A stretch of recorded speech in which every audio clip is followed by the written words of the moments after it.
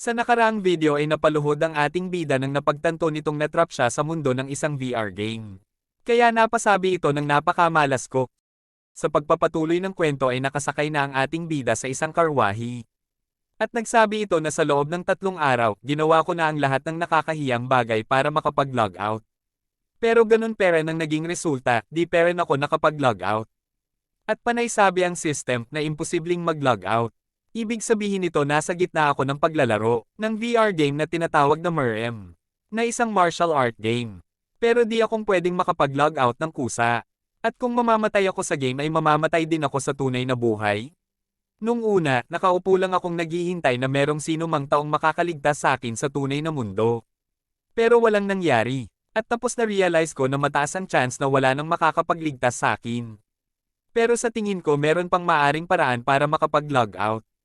At pagkatapos kong pagdaanan ng lahat ng mga paghihirap na iyon sa loob ng 3 araw, ay meron akong naisip na pwedeng maging solusyon. At iyon ay ang mag-focus na tapusin ang lahat ng quest para makapag-level up din ako. At para malampasan ko ang mga ito, ay kailangan akong makahanap ng lugar kung saan ay di manganganib ang aking buhay. At dagdag pa nito ay pwede rin akong makahingi ng tulong mula sa mga tao. At meron akong alam na lugar na ganyan. At napasabi ng sakto. Kailangan ko lang ikalma ang aking sarili at mag-focus. At matapos nito ay maaari na akong makapag-log out at makabalik sa tunay na mundo. At napasigaw ang ating bida ng, makakaya ko ta, laban lang. At ini-open ang quest menu at merong message na nagtatanong kung gusto na ba ng ating bida i-start ang part 2 ng chain quest. At pinili ng ating bida na simula na ang part 2 ng chain quest. At lumabas ang message na sinabi dito na kayang malaman ng ating bida ang mga basic na information at kaya na nitong panghawakan ang kanyang sitwasyon sa ngayon. Pero di mo peren alam ang lahat ng lugar dito sa mundo ng MRM. At simula ngayon ay magre-relay ka na lang sa iyong lakas sa pamamagitan ng system. At ang rank ng quest ay tutorial na chain quest. At ang restriction nito ay pang beginner lang at ang objective nito ay ang i-distribute ng ating bida ang kanyang status point na nasa character profile. At i-distribute din ang ability points na nasa skill menu. At i-equip ang item na nasa inventory. At kung matapos ito ng ating bida ay, makakakuha siya ng quest reward na isang keen spear at ang pag-progress ng chain quest. At napasabi ang ating bida ng ang objective ngayon ay di masyadong mahirap. At ini-open na ng ating bida ang character profile.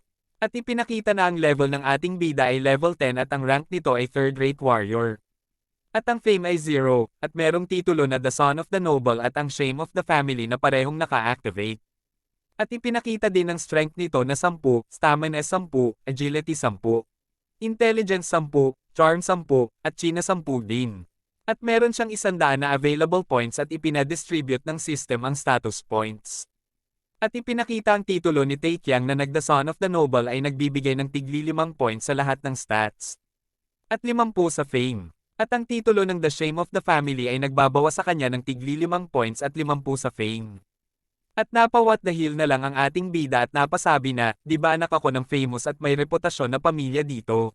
Sa mundo ng MRM. Tapos isa lang akong level 10 at third-rate warrior lang? Seryoso ba ito? At kung ito lang ang titulo ko na The Son of the Noble at Shame of the Family equals 0. Kaya pala dapat ko na itong ini-expect. Pero sa kondisyon ko, masaya ako dahil kaya kong pataasin ang strength stats ko. At dapat gagamitin ko ng maayos ang mga points ko. At sisismulan ko munang maglagay ng isang point sa chi. At ang tumunog ang system at may message na nagsasabing pwede mo lang mapataas ang iyong chi sa pamamagitan ng pag-training o kaya ang pag-inom ng mga elixir. Or sa pamamagitan ng mga special na mga item. Napasabi na lang ang ating bida ng seryoso ba ito? Dapat sa simula pa lang ay sinabi na dapat ito. Kaya sa ngayon di ko muna papansinin ang chi at sa tingin ko mukhang di ko pa kailangan ng intelligence at charm. At magpo-focus lang muna ako kung saan makakasurvive ako. Kaya maglalagay ako ng 30 sa strength, 30 sa stamina at 40 sa agility. At tinanong ito ng system. Kung gusto ba nitong palitan? At di na ito pinalitan ng ating bida at biglang lumutang ang ating bida at merong mga aura na naglalabasan sa katawan ng ating bida. At napasabi ang ating bida na ano ito. At makalipas ang ilang minuto ay napaupo na ang ating bida at napatanong na ano ito. Isa ba itong awakening? Halos katulad ito ng pagka-awaken ko 7 years ago. At bakit ako nag-awaken sa lugar na tulad nito? At tumunog ang system at may message na nagsasabing nag-advance na ang rank ng ating bida at naging second-rate warrior na ito. At nagsabing natapos na nitong i-distribute ang status points sa character profile na kanyang objective. At napatulala saglit ang ating bida at napasabi na kailangan ko munang unahin ang sitwasyon ko ngayon. At ini-open na nito ang skills at tumunog ang system message at ipinakita na siya ay level 10 at ang cultivation ay ang Jin Family technique na di pa available sa kasalukuyan. At ang martial art ay ang Jin Family Spear technique. At ang Jin Family Footwork technique na parehong di pa rin available. At ang physical state ng ating bida ay 10 at ang internal state ay 10 din at merong 100 na available points. At ipinadidistribute sa kanya ng system ang mga ability points. At sinabi ng system na sa ngayon ay di pa kayang gamitin ng ating bida ang martial art dahil di na ito nagpa-practice. At nakalimutan na nito ang lahat ng technique. At napasabi ng Tang na seryoso ba ito? At napabuntong hininga at sinabi sa sarili na kalma. Lang sa ngayon. Kailangan kong mag-practice ng martial art at matuto kung paano ikalma ang aking sarili. At kung paano gagamitin ang ability points. At ini-explain na ang internal state ay napaloob dito ang veins, tendons, at ang isa sa pinaka-importante ay ang i-maintain ang malakas na internal force. At ang physical state naman ay napaloob dito ang mga buto, muscles at ang pinaka-importante dito ay ang i-maintain ang malakas na external force. At sa tunay kong mundo ako ay isang F-rank hunter. At ang fighting style na develop ko sa loob ng 7 years ay napaloob sa external force. At ang magic at manipulahin ng aura ay magsing tulad sa internal force.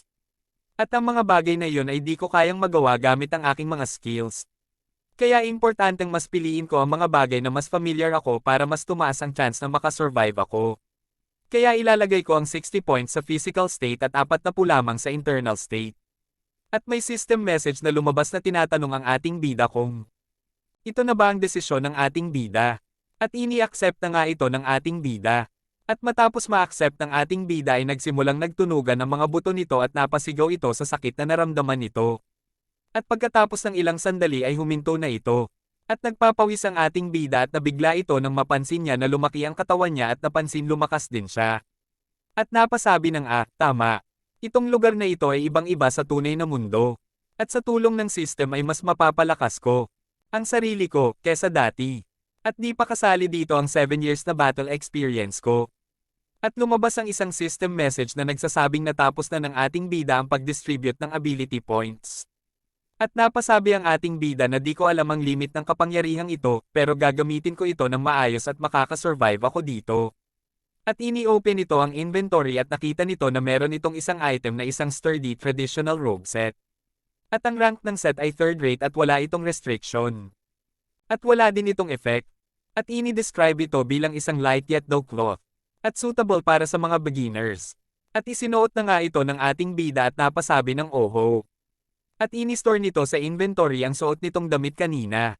At napasabi ng wow. Talagang malaki ang maitutulong nito sa akin pag nag-run ako ng raids. At may ilang nagsilabasang message na nagsasabing na kumpleto na nitong e-equip ang item na nasa inventory. At nakumpleto rin niya ang part 2 ng tutorial ng Chain Quest.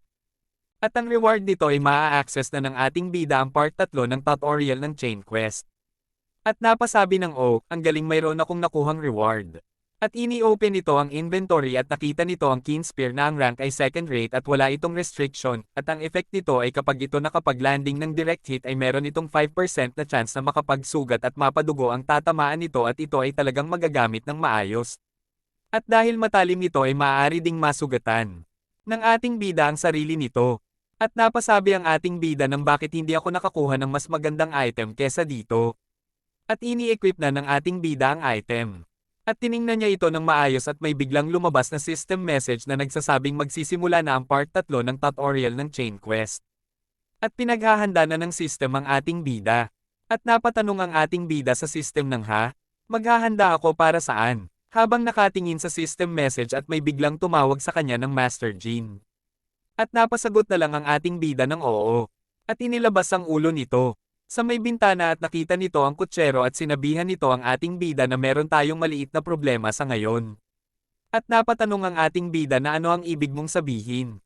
At tumunog ang system message at mayroong quest at ito ang part 3 ng tutorial quest. Na nagsasabing kahit nalaman mo na kung paano magiging malakas gamit ang system ay mas maganda pa rin gamitin ito. At ngayon ay bibigyan ka ng task na kailangan mong harapin ang mga bandido na nagpakita. At ito ay isang chain quest na tutorial, at ito ay pang-beginner at ang objective nito ay ang alisin ang mga bandido. At ang reward ng quest ay full recovery at ang chain quest progression. At kung mag-fail sa quest ay mamamatay, at pinapili ito kung i-accept ba ito or decline. At napasabi na lang ang ating bida sa kutsero ng konting problemang, gago ka? Abangan sa susunod na video kung saan ay mapapalaban na ang ating bida sa mga bandido at sa leader ng mga ito na si Jiang Sam na galing sa Thousand Strength. At inakala pa ng kutsero ng sinasakyan ni Taekyang na karwahi.